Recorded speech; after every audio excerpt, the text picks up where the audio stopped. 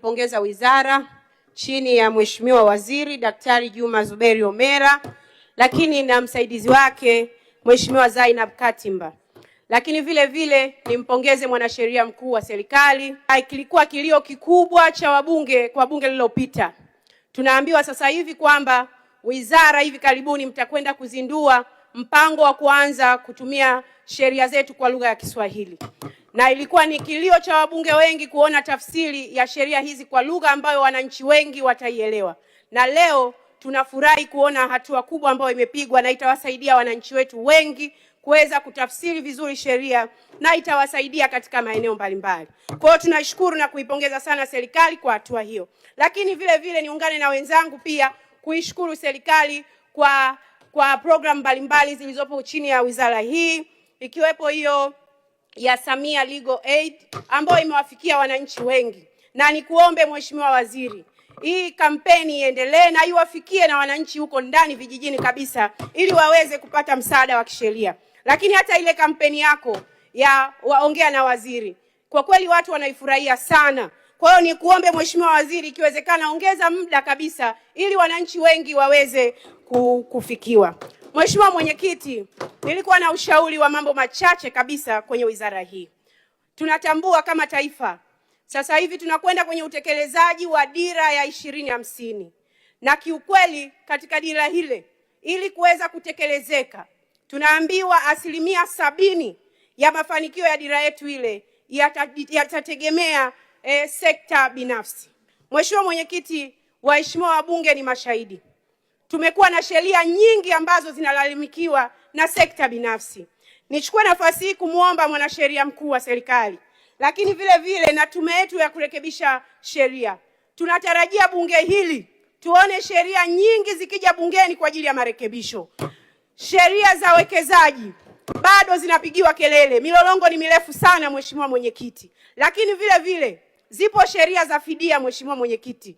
Leo hii mwananchi akipigwa fidia, serikali inapotaka kuchukua maeneo kwa wananchi, mwananchi akishalipwa fidia hata robo ya kile mali alichokirudisha serikalini kuenda kununua hawezi. Mheshimiwa Mwenyekiti, hebu tuone, tupate sheria ambazo zinaendana na wakati wa bei halisi zilizopo, lakini tuendane na wakati kama ilivyo dira yetu. Mheshimiwa Mwenyekiti, tunasema tunakwenda kwenye uchumi jumuishi. Hatuwezi kuwa na sheria ambazo bado zinawakandamiza wananchi wetu.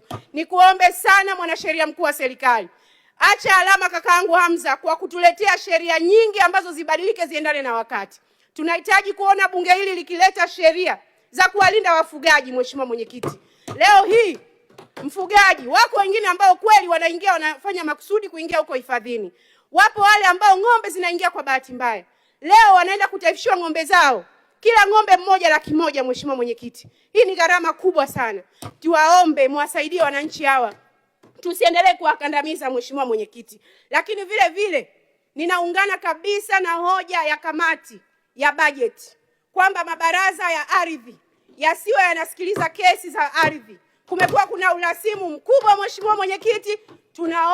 Tunaomba yarudi mashauri yote ya ardhi yarudi kwenye mahakama na haya baraza yasiendelee, kwa sababu kuna malalamiko mengi Mheshimiwa Mwenyekiti ambayo yanawarudisha nyuma wananchi wetu. Mheshimiwa Mwenyekiti, kwa kumalizia niombe sana, nasisitiza kwa mwanasheria mkuu wetu wa serikali na tume ya mabadiliko ya sheria ya kurekebisha sheria, niwaombe sana. Tunatarajia tupate mabadiliko mengi ya sheria ili kuendana na utekelezaji wa dira ya 2050. Na tunafahamu kwamba msingi ukiwekwa vizuri wa hii dira, na dira hii mmeibeba ninyi, kwa sababu mambo mengi, vikwazo vingi vya kisheria inatakiwa virekebishwe ili twende vizuri. Kwa hiyo tunatarajia tupate sheria nyingi, na kama kuna mambo ambayo ya sera hazijakaa vizuri, basi nazo zirekebishwe ili tuweze kupata sheria bora ambazo zitatupelekea msingi imara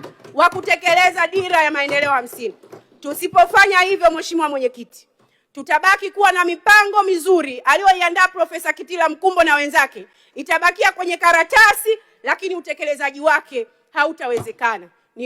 Niombe sheria nyingi zinazolalamikiwa ziletwe bungeni, tuzirekebishe, tuweke msingi mzuri wa kutekeleza dira ya maendeleo ya taifa. Mheshimiwa Mwenyekiti, nakushukuru sana. Ninaunga mkono hoja. Asante sana.